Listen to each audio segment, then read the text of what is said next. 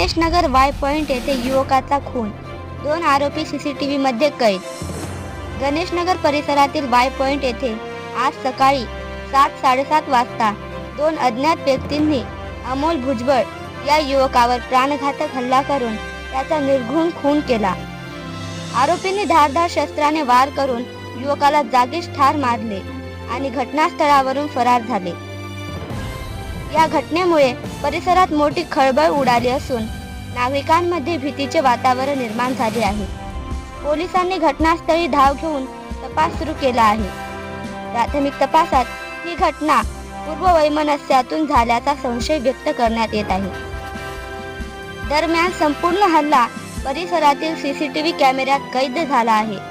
पोलिसांनी फुटेज ताब्यात घेतले असून आरोपींची ओळख पटवण्याचे आणि त्यांना लवकरात लवकर अटक करण्याचे प्रयत्न सुरू आहेत.